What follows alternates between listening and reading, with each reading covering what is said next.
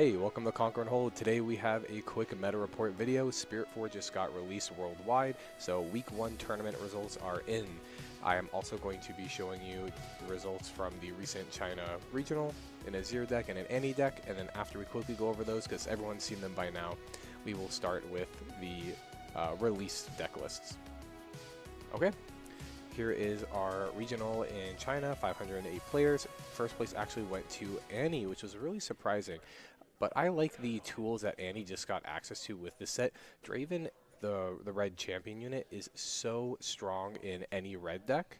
And strangely enough, they're using one Rengar. One Rengar could really throw your opponent off. You have such aggressive cards such as Kaisi, Noxus Hopeful, and the new Forerunner.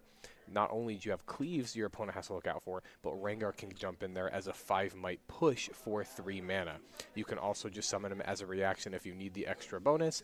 The really cool thing about Rengar is you can summon him to a battlefield that you are attacking into, so you don't even have to control a battlefield to summon Rengar in that fight. Hard Bargain is another really nice 2-drop that Annie gets access to on your opponent's turn, floating the 2 runes.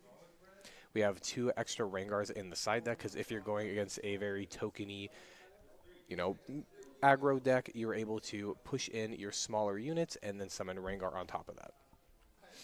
The Azir deck, I've actually been playtesting this a lot, and I feel like Azir is really, really strong. The best 2-drop in the game is definitely summoning a 1-cost weapon and then getting an Azir unit to attach it to him. In the side deck, we run 2 wind walls because something that really messes this deck up is the new 8-drop spell from purple that returns all cards and gear from the field to the hand. This is your protection from that. Moving on to the weekend tournament results. In this 1,000 Cash Cup tournament, 221 players. First place was taken by Dravin. This is just a classic Dravin list, nothing really interesting. A cool thing that some people at my locals have been doing is taking in one little random Rengar because the Annie deck did it, so why not try it?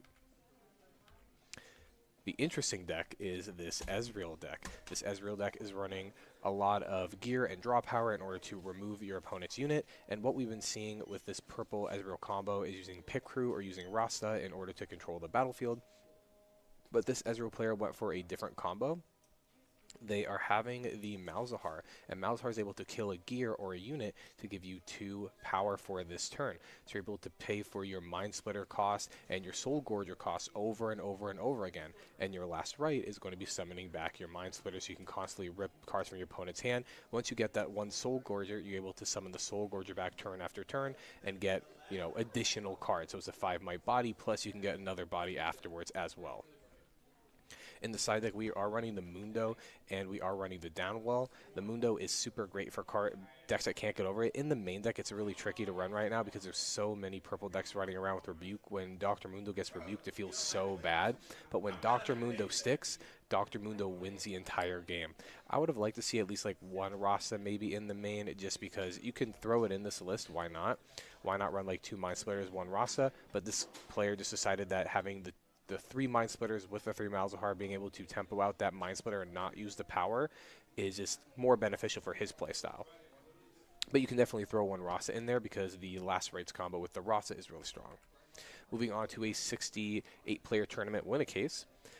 This really budget-friendly Victor deck took it. There is no cards in here that are that expensive except for Watcher, and right now Watcher's sitting at around $30-ish, so he's not that expensive himself. Moving into Spiritforged, there's so many good removal cards like Rocket Barrage, Waves of Pain, Drag Under, that you're able to have all of these little units push into the battlefield, and then you're just going to be killing their units with your spells.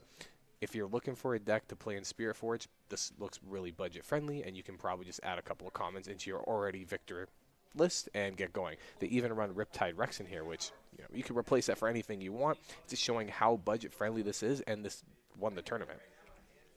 In the side deck, we are running some salvage for gear hate. If you run into Fiora or Set where they're running those obnoxious gears, you're able to take them out. Next up, we have Sivr. This is the same thing that Ezreal deck was running but instead of running the Mind Splitters, they are doing the Rasa combo with the Last Rites thing.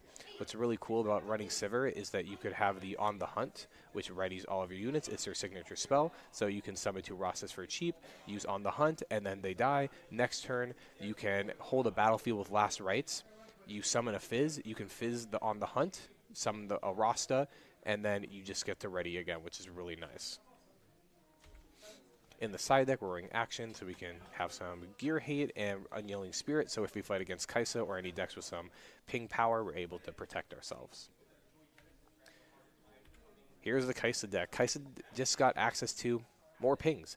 The Piercing Light is such a crazy spell, being able to hit for 4 damage, 1 in the battlefield and 1 somewhere else. It could be even be at that same battlefield. This has to be a different unit, but you can repeat this. So you can do 2 and 2, and then another 2 and 2. You can double up on those extra procs on the repeat ones because they're not a part of the first one. So if you want to do 4 on 1, 4 on another, 4, 2 and 2, it's so versatile in how much damage gets distributed. And on top, if you have a Death Ray, then you basically can kill anything you want. A lot of these Kaisa decks were testing out 1 Get Excited. I do like 1 Get Excited because there's so many big spells like Progress Day and Time Warp that you're able to discard them if you draw into one that you're not going to use this game and get a really high payoff for a gigantic ping. In the side deck, we're running the Thundersong.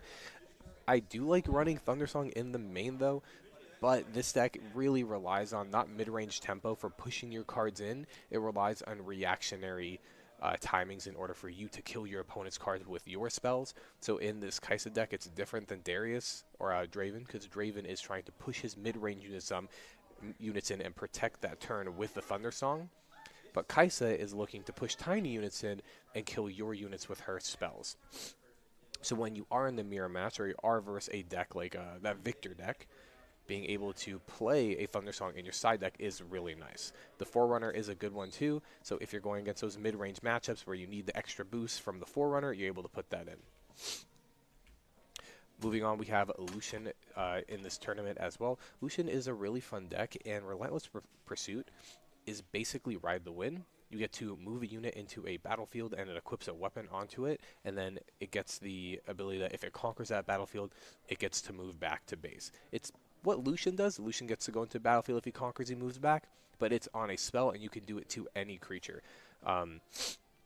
The Rune Runner is a really key player in this deck because your opponent cannot target this card. So when you are putting a bunch of weapons on it and then you use Relentless Pursuit, your opponent just can't use a kill spell like a Hidden Blade in order to get rid of it. They actually have to fight out that combat, try to buff their person above your Rune Runner, but you also have Punch first in order to get super big so that your Rune Runner can basically trample over anything that you need it to. In the side deck, since we are a red deck, same thing as the Kaisa one, running Forerunners and also running the Thundersong. And a really interesting one is a Jinx won this tournament right here for this win a case. It was only 22 players, but I thought it was pretty interesting. The objective of most purple decks right now is doing the Rasa combo with a bunch of gears. This Jinx deck is just doing same kind of thing. It's really interesting how she's running Called Shot and Stack Deck in with this deck in order to let her Nocturne come to the battlefield for free. And then the more small cards you play, you get to play that the Ram, the 5-drop Battling Ram.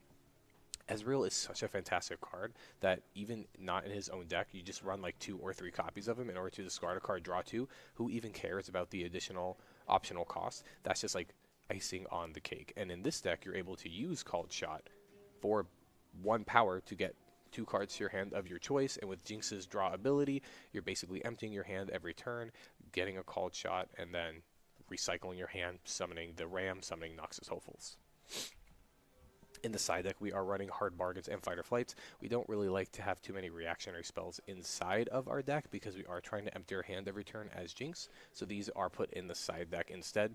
We do run Scrap Heap because if we are running our battlefield that we could discard 1 and draw 1, we put in the Scrap Heaps, we could take out some other stuff. It does heavily synergize with the Ezreal, so Ezreal with, I'm blanking on the name of it, but you know it, that one battlefield where you conquer it, you discard 1, draw 1, you can slide in the Scrap Heaps and then take them out for your last game. Okay, that is it. Very quick video for today. I just wanted to kind of talk about all these really early topping deck lists in case you're going to a tournament sometime this week and want an example deck.